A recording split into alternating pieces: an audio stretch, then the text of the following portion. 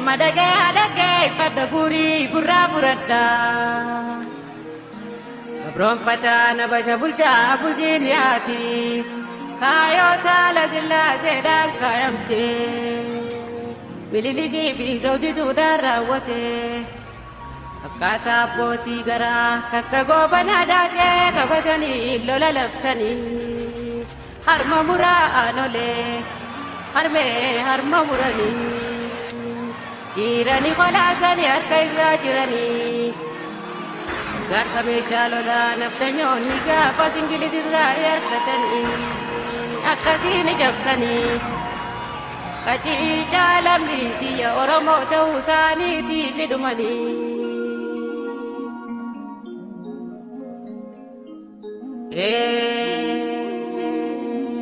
Arsii jabsinaan onaitu afran qalloot dabrani Gafatti lola jalii jalanko Diigaan lola'ee lagayaa'e Lafeelee dirree murti guutoo Callaa lafa jiiftu ija xiyyaaniin arge Way wallee nama waaluunis dibdee Dhiiga isaanii nuti gumaan fudhanne Namu warra biluun kafalanne Waa garii du'aa fida Garii turaatu fida Jenne jallifne malee daamsaa foon daganne Usanii maangetteenye walitti naraaramne Waan hojjituun dhumne qacii jaalamni tiyya hijaan gaafa saniiti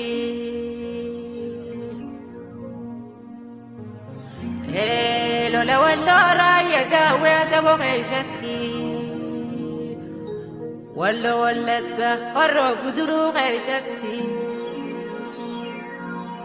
Oromoonni waa takka falmaan lakkifne Barayyoonni waa nafne Guutuu Shawaa Amboo Harar Finfinnee keessatti Kaanuma akkaan darani diina garaan harkanii Ilubaale Jimma Boorana keessatti Amantii fi gosa gosaan kutaadhaan walirra duulchisanii Seenaan abboorraa dhageeniin gaddaa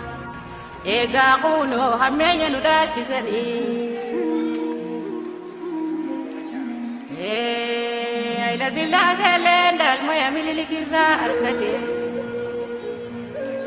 Oggaa 44 bulchee gabroonfateeti Dheedhii fi bilchoo qabanii gabbaran biyyuma isaanii irratti eenyuma shummatanii Kaaniin qanyaas maash jedhanii giraas maashii fi dachaas maash maqaa moggaasanii fi Bitawraarii baalaan baratilleen hin hafne Dhufaa dabraa waa takka kophaan bulchine Alagaa jalamaa jajeetanii ifuma xiqqeessitanii Qacii jaalamni tiyya waan dabrarraan bartanii Bifa jijjiirratee dhufe gabroonfataan ajaa'ibaati Bara 1967 haga 83 Dhiigaan qaama dhiqatan Lala namaa fixanii Kumaatama caalaa duguugan Oromiyaa keessatti Takka takkaanii yaadan Gootota meeqa dhabne lixa argee jarjartirroo keessatti Gaarri mul'ataa nafte Oborraa dadar dirree dhawaa keessatti 44 caala gatan boolla takkatti Seenaa كجيتا لميتي يا من كنت عمرك اللوني بيكي جانو دام سنفدي بكو غيستي أرضي ما يا نفلي شريف قالي دمريت غيستي ناسو دكا ملتي بدين سنياكي سني إساني في زوان نفلي الرجلة ربي كانت في ياباني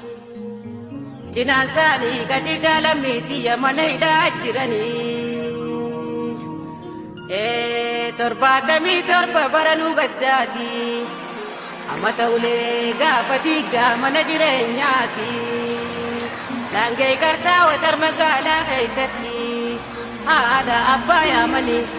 وليسا وبوليسي باسني إسرائيل سكيساني بتني سانترتي سيدا دابو قمنافي كجيجا لميتي يا ويا دنو توفي